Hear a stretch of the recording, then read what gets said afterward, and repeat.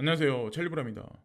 비트코인 캐시만 요즘에 좀 상승세가 두드러지고 FTX 2.0에 관한 얘기들이 막 이렇게 돌면서 근간에는 FTT 코인과 어저께 보니까 이제 솔라나까지 지금 막 오르고 있고 막 제가 이제 그런 거 모습을 보니까 이제 여러 가지 망감이 교차하고 그 외의 코인 이제 가지고 계신 분들도 있을 거 아니에요. 상대적 박탈감을 분명히 느끼시겠지만 후행에서 분명히 순차적으로 그 돌림 현상은 에너지의 이동은 분명히 있을 거라고 저는 생각을 해요. 그래서 오늘 영상도 처음부터 이제 끝까지 보시다 보면 전체적으로 흐름이 지금 현재 이렇게 흘러가고 있구나. 여러분들 스스로가 인지를 하실 수 있지 않을까라는 생각을 합니다.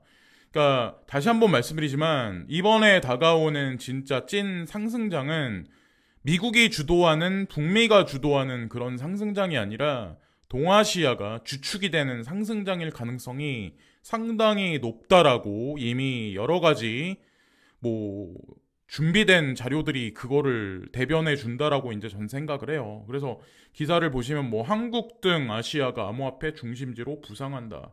블룸버그에서도 이런 얘기를 하는데 블룸버그가 어쩔 때는 이제 말도 안 되는 뻥카를 치는데 어쩔 때는 실질적인 이야기를 할 때도 있거든요. 그래서 지금 현재 아시겠지만 중국은 홍콩을 앞세워서 가상자산을 우회적으로 지금 확장시키려는 노력을 지금 하고 있습니다.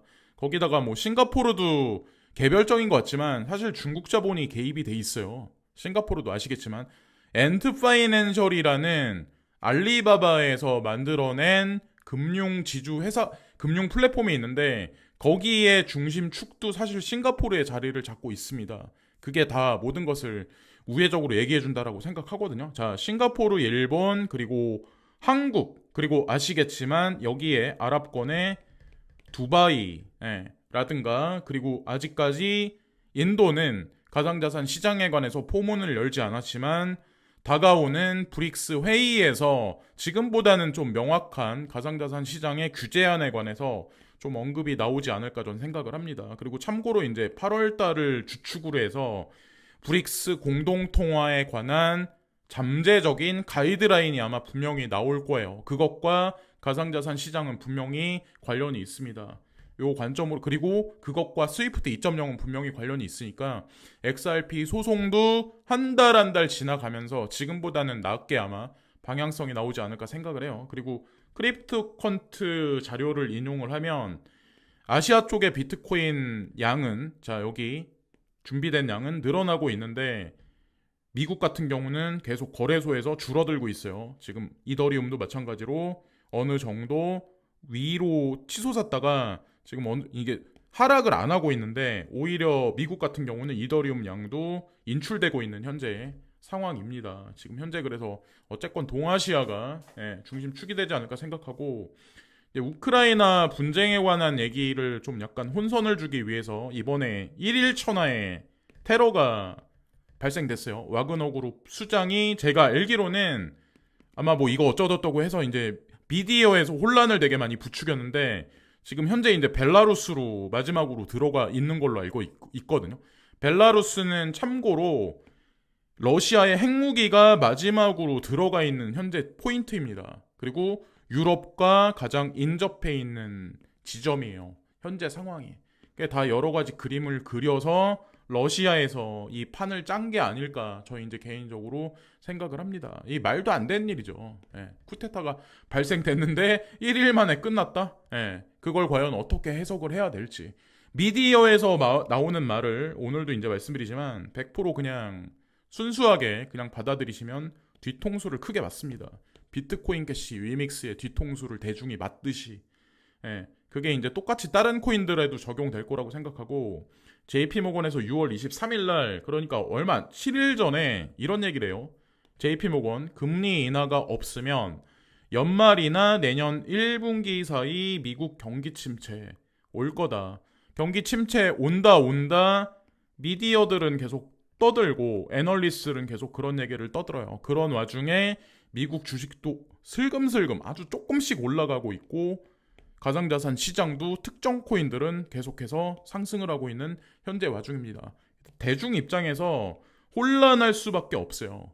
지금의 현재 상황을 보면. 근데 하반기 아시겠지만 ARM이라는 반도체 설계 회사 IPO가 잠정적으로 이미 예정돼 있고, 한국 같은 경우도 거대 1조 원대 규모의 거대 IPO 몇몇 개가 지금 준비돼 있거든요. 여러 가지 정황이나 상황을 보면 애널리스트 그 분들이 말씀하시는 게 전적으로 맞는다고 저는 이제 생각을 안 하거든요. 거기다 이제 말도 안 되는 게 금리 인하 없으면 여기 뭐 이렇게 얘기를 JP모건에서는 하고 있는데, 근데 우리 그냥 쉽게 생각해서 여기에다 이제 유동성을 푼다 그러면 빚이 늘어나는 거잖아요. 자, 이게 과연 미국 경제에 순수하게 이게 긍정적인 요소로 작용할까? 사람들이 생각하듯이 금리를 인하해서, 만약에 금리를 인하해서 시장에 유동성을 주입했는데 경제 성장률이 생각보다 떨어진다. 이러면 어쩔 건데요?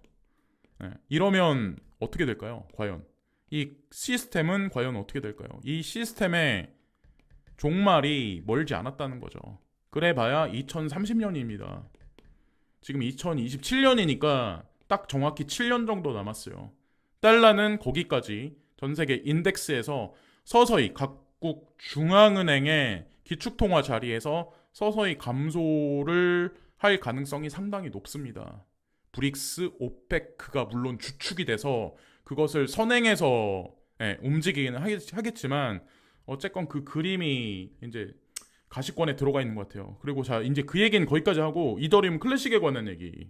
그러니까 지금 BCH에 관해서 다 모두가 이제 집중되고 있는 현재. 그리고 제가 지나가는 김에 이제 한 가지 말씀드리면, BTC와 ETH는 현물 ETF 승인되는 게 당연하다고 누구나 다 생각을 해요. 시간의 문제이긴 하겠지만 뭐 올해 연말이 될지 다시 한번 재차 연기돼서 내년으로 넘어갈지 알 수는 없어요. 기대감에 어쨌건 비트코인이 먼저 현물 ETF가 승인되고 후행해서 ETH가 되겠지만, 제가 개인적으로 보기엔 비트코인 캐시가 이것도 세 번째 순위로 ETF, 현물 ETF, 그리고 CBOE, CME 선물 시장에 BCH랑 LTC도 분명히 전 등극할 거라고 전 생각을 하거든요. 네, 그거는 EDXM만 보고 저 이제 말씀드리는 게 아니에요. 다른 몇 가지 논거가 또 있습니다. 자, 어쨌건 가지고 계신 분들은 잘 예의주시해서 끝까지 잘, 예, 아마 하시면 전 좋은 성과가. 이게 단타하시는 분들은 저랑 결이 안 맞아요.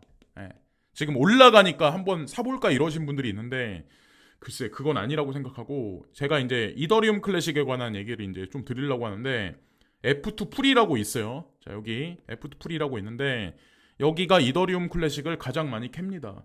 사람들은 이더리움 클래식이 쓸모없다 하는 게 뭐가 있냐, 이렇게만 얘기를 하죠. 근데 이 F2 풀이라는 데가 어디냐면 중국 최초의 비트코이닝 마이닝 풀이에요. 2013년 5월 5일 베이징에서 오픈했다. 중국 최초예요.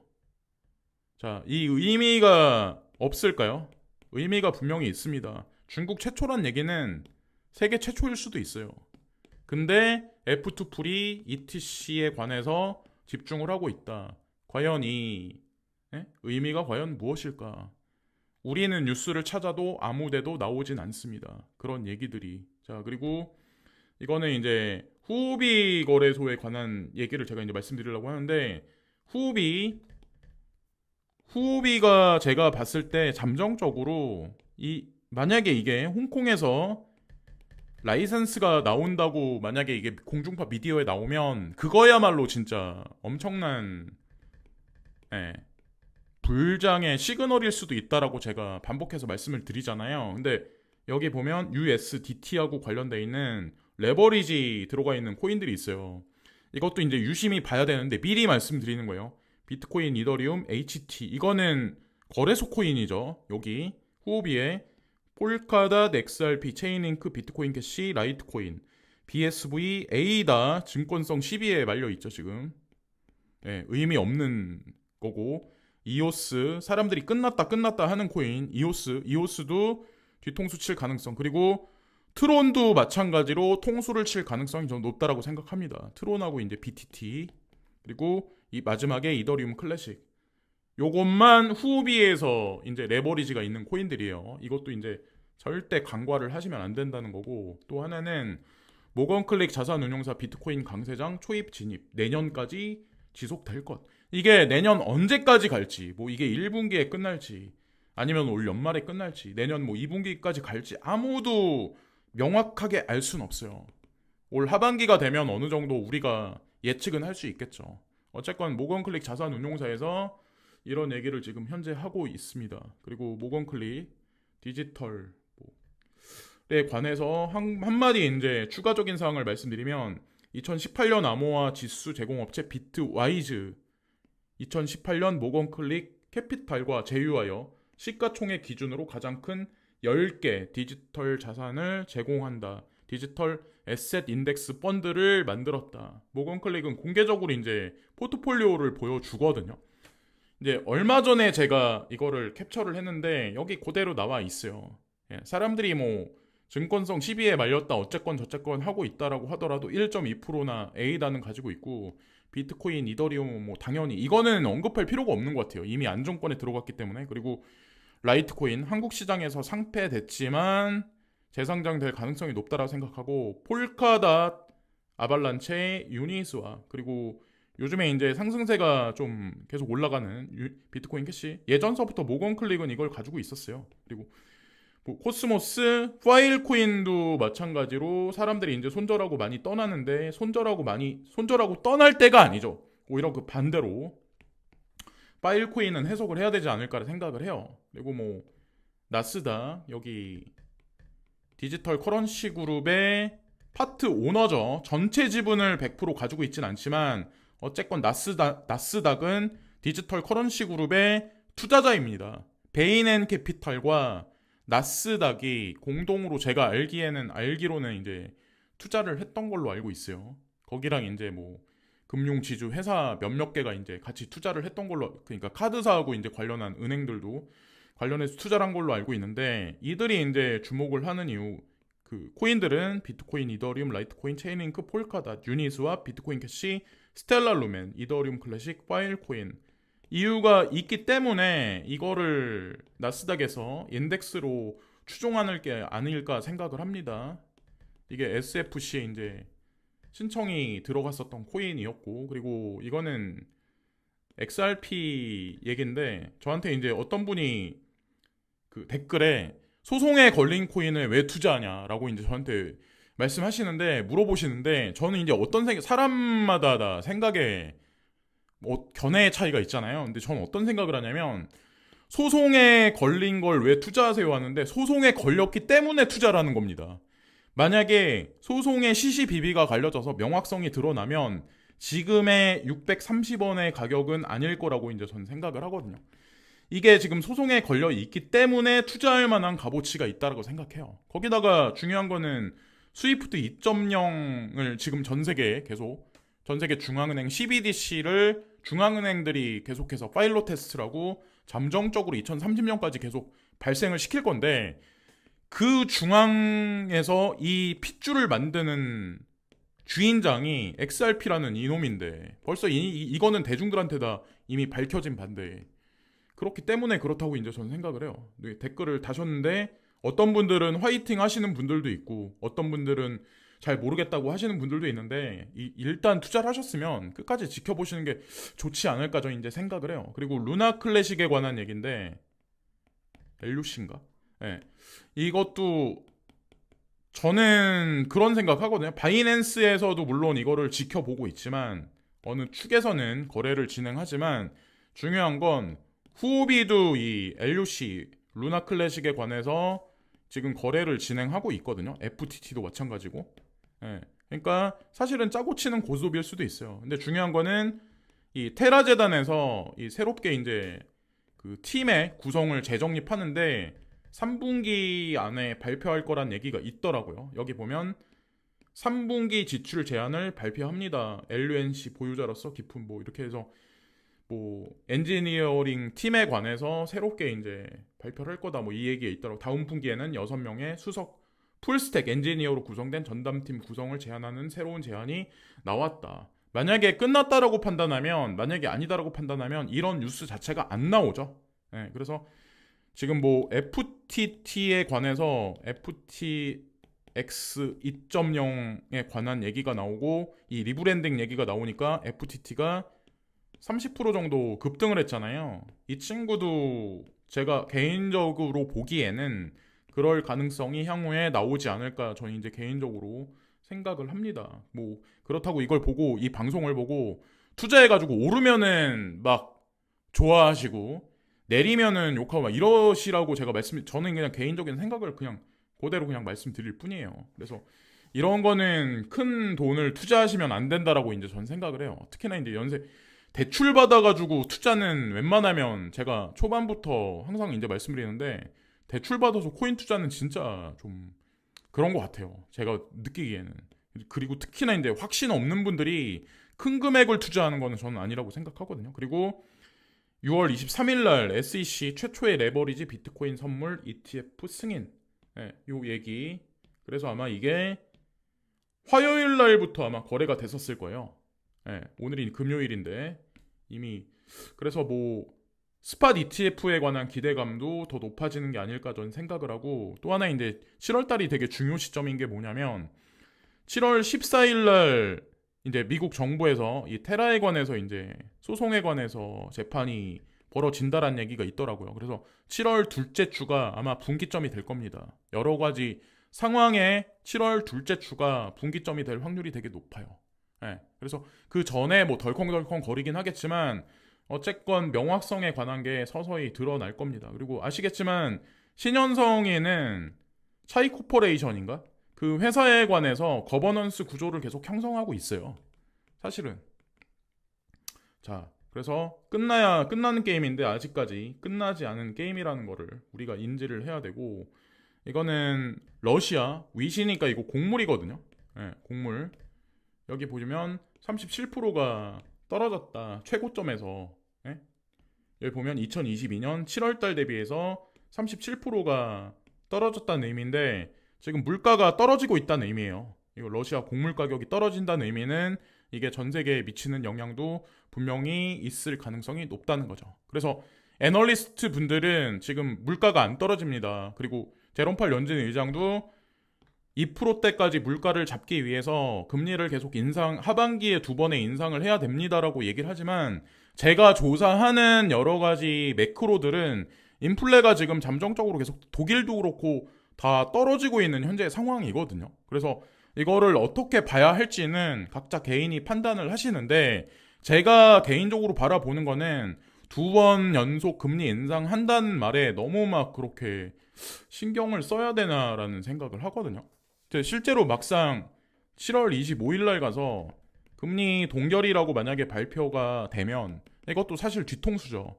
지금 와서는 그렇게 얘기하고 25일 가서는 딴 얘기하고 이럴 수도 있으니까 IMF 전 세계 달러 외환 보유고 28년 만에 최저치를 기록했다. 아시겠지만 계속해서 줄여나가고 있어요. 위에나 점유율은 7%로 상승. 아주 천천히. 사람들은 탈달러와 말도 안 된다고 얘기하지만 100년간 전 세계 기축통화 자리에 있던 걸 어떻게 급작스럽게 뭐 한두 달 만에 에? 이거는 대중의 생각이고 이 사람들은 아주 천천히 여기 비코가 있으면 알콜 램프에 여기다 열을 가할 때 아주 천천히 가죠. 대중이 의식 못하게 개구리가 차가운 물에서 끓는 물이 될 때까지 세포가 다 이렇게 익어버릴 때까지 무감각해질 때까지 2030년이 되면 우리는 인지를 못하면서 아마 비트코인을 여기 6대 기축통화 자리에 비트코인이 들어가 있을 수도 있어요. 우리는 인지를 못하는 상황에서 원화를 버리고 코인으로 결제를 할 수도 있어요. 아 갑자기 웬 코인이냐가 아니라 그냥 자연스럽게 우리가 공기를 마시듯 저희 이제 그런 세상이 오지 않을까. 그래서 지금 물려 계시든 어떻게 되시든 분명히 이런 세상이 옵니다. 이런 세상에서 우리는 먼저 선도적으로 준비를 하고 있는 거예요. 자, 그리고 IMF가 이제 이런 얘기를 했는데 이 설계는 IMF가 먼저 2년 전에 먼저 했습니다.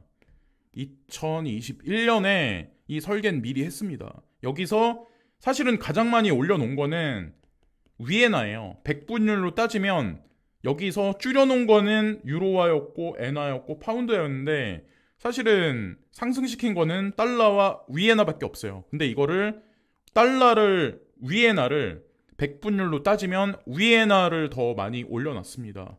100분율로 따지면 달러보다 곱하기 3배 정도 올려놨어요. 아주 천천히. 또 4년에서 5년 후에 또다시 비율을 조절할 가능성이 좀 높다라고 생각하거든요.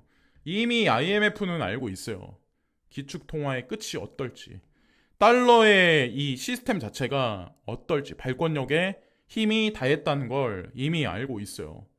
자, 그리고 자영업자 2명 중 1명 최저임금 5% 오르면 폐업 고려. 이 얘기가 나오는데 제가 말씀드리고 싶은 게 뭐 어떻다 저떻다 막 이런저런 얘기들이 되게 많지만 순이익이 지속적으로 늘어날 거라고 생각하시나요? 인플레가 계속 올라가고 있는 와중에. 네. 지금 뭐 기름 가격이 떨어졌다, 밀가루 가격이 떨어졌다. 미디어는 그렇게 일시적으로 얘기를 하지만 사실상 체감할 정도로 떨어지진 않았을 거예요. 무슨 뭐 새우깡 가격을 내린다, 뭐 라면 가격을 뭐 5% 인하한다 이런 얘기들 말장난에 불과해요. 만약에 2030년까지 인플레가 계속 올라간다, 원자재 가격이 계속 올라간다, 에너지 가격이 지속적으로 계속 올라간다, 대중의 순이익률은 계속 떨어집니다. 자영업 하시는 분들, 그리고 자영업에 종속돼서 지금 일하고 계신 분들, 일자리를 잃으시는 분들이 더 많아질 가능성이 전 높다라고 생각합니다. 마지막으로 우리가 살아남을 수 있는 길은, 빠져나갈 수 있는 길은 호인밖에 없어요. 지정학적 위기에 심화되는 달러 무기가 가속화되는 탈달러와 6월 3일날 이 얘기가 나왔는데, 자 보시면 이 얘기를 중국에서 하는 게 아니라 싱가포르 미주은행에서 하고 있어요. 그래서 싱가포르 미주은행에서 무슨 얘기를 하냐면 경제 전략 책임자는 탈달러와는 의심의 여지 없이 가속화되고 있으며 앞으로 수년간 지속될 것이라며, 이 얘기, 이게 키포인입니다. 수년간. 사람들은 이러다 말겠지라고 얘기를 하지만 수년간 지속됩니다. 이미 그리고 이렇게 경제 구조를 짜놨어요. 미국은 달러를 수출하고 헐값에 물건을 들여오는 이 구조에서 그냥 자국 내에서 내수시장에서 그냥 움직입니다. 내수시장에서 그냥 달러를 유통시키고 요렇게 서서히 바꿔나갔어요. 이미 오래전부터 구조 자체를. 자, 그리고 인도라든가 중국이라든가 여기도 내수시장 위주로 전환합니다. 달러가 필요가 없어요. 자, 이 그림이 그래서 오페크 플러스와 특히나 이제 브릭스 플러스가 공동통화를 내세울 수 있는 게 달러가 빠진 자리를 이들이 이제 메우는 거죠. 그 그림이 가시적으로 아마 드러날 겁니다.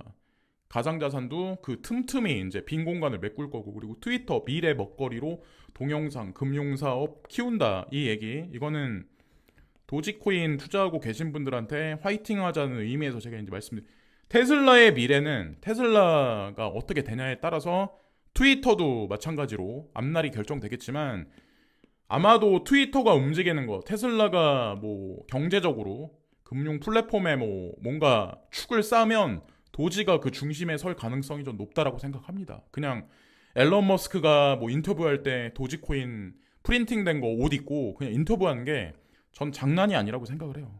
어쨌건 그렇습니다. 도지코인은 아시겠지만 100% 채굴입니다. 자, 얘도 포우코인이에요. 네. 포우코인들 절대 무시 못합니다. 앞으로 어떻게 되나 지켜보시고, 어쨌건 지금 뭐 비트코인 캐시만 올라가는데 내 코인은 왜 안 올라가, 막 이렇게만 보지 마시고, 아, 앞으로 이렇게 되겠구나, 내 코인은 순차적으로 되겠구나, 이런 식으로 그냥 자연스럽게 생각하시면 어떨까 생각을 해요. 오늘도 시청해주신 많은 분들께 깊이 감사를 드리고 오늘 하루도 좋은 하루 되세요. 감사합니다.